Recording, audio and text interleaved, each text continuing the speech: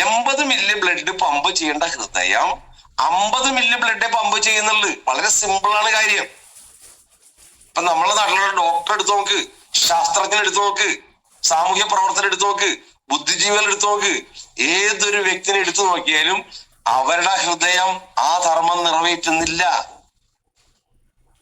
ഒരു മിടിപ്പില് 80 മില്ലിക്ക് പകരം 50 milli blood pump ചെയ്യുന്നുള്ളു. എന്തുകൊണ്ട്?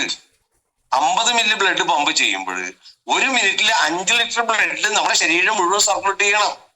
എങ്കിൽ മാത്രമേ 37.4 ലക്ഷം കോടി കോശങ്ങൾക്ക് ഓക്സിജനുള്ള രക്തം കിട്ടുള്ളൂ. ഇവിടെ അതിനു പകരം ഒരു മിനിറ്റില് 50 മില്ലി ബ്ലഡ് പമ്പ് ചെയ്യുമ്പോൾ 3 ലിറ്റർ ബ്ലഡിന്റെ സർക്കുലേഷൻ മാത്രമേ നടക്കുന്നുള്ളൂ. ബ്ലഡ് സർക്കുലേഷൻ പ്രോപ്പർ ആകുന്നില്ല. ഓക്സിജനുള്ള രക്തം എല്ലാ കോശം 37.4 ലക്ഷം കോടി കോശങ്ങൾക്ക് കിട്ടുന്നില്ല. കോശങ്ങൾ വീക്കാകുന്നുണ്ട്. കോശങ്ങൾ കൂടിച്ചേരുന്ന ടിഷ്യൂസ് വീക്കാകുന്നുണ്ട്. ടിഷ്യൂസ് കൂടിച്ചേരുന്ന ഓർഗൻ പാർട്സ് വീക്കാകുന്നുണ്ട്. ഓർഗൻ പാർട്സിന് അതിന്റെ ധർമ്മം നിറവേറ്റാൻ സാധിക്കുന്നില്ല. ശരീരം വീക്കാകുന്നുണ്ട്. ഇതാണ് ഇതിന്റെ പ്രധാന കാരണം. ഇതിന്റെ അടിസ്ഥാനപരമായ കാരണം ഇതാണ്.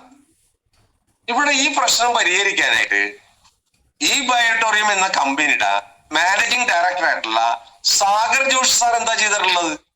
സുഹൃത്തുക്കളെ, അടിസ്ഥാനപരമായിട്ട് മനുഷ്യ ശരീരത്തിലുള്ള ഡിസോർഡറിന്റെ ഏക കാരണം നമ്മളുടെ ശരീരത്തിലുള്ള ബയോ ഇലക്ട്രോ മാഗ്നറ്റിക് പവറിന്റെ കുറവാണ്. എന്തുകൊണ്ട് ബയോ ഇലക്ട്രോ മാഗ്നറ്റിക് പവർ കുറവായി? ഈ ഭൂമിയിലുള്ള, ഈ പ്രകൃതിയിലുള്ള യൂണിവേഴ്സൽ സയൻസിന്റെ ഭാഗമായ മാഗ്നറ്റിക് എനർജി ആഗിരണം ചെയ്യാൻ മനുഷ്യന് സാധിക്കുന്നില്ല. ഇരുമ്പിന്റെ ആധിക്യം വളരെ കൂടുതലാണ്. നമ്മൾ ചെരുപ്പ് ഉപയോഗിക്കുന്നുണ്ട്. കാരണം വളരെ സിമ്പിളാണ്. എങ്ങനെ ഈ പ്രശ്നം നമുക്ക് പരിഹരിക്കാൻ പറ്റും? ഈ പ്രശ്നം പരിഹരിക്കാണ്ട് മനുഷ്യരാശിക്ക് മുന്നോട്ട് പോകാൻ പറ്റില്ല. ഈ പ്രശ്നം പരിഹരിക്കാൻ വേണ്ടിയിട്ടാണ് ഈ ബയോട്ടോറിയത്തിന്റെ മാനേജിംഗ് ഡയറക്ടറായിട്ടുള്ള സാഗർ ജോഷി സാറ് മെഡിക്കൽ മാഗ്നറ്റിന്റെ ഉൽപ്പന്നങ്ങൾ ഈ ഭൂമിയിലുള്ള മനുഷ്യരാശിക്ക് തന്നിട്ടുള്ളതിന്റെ കാരണം.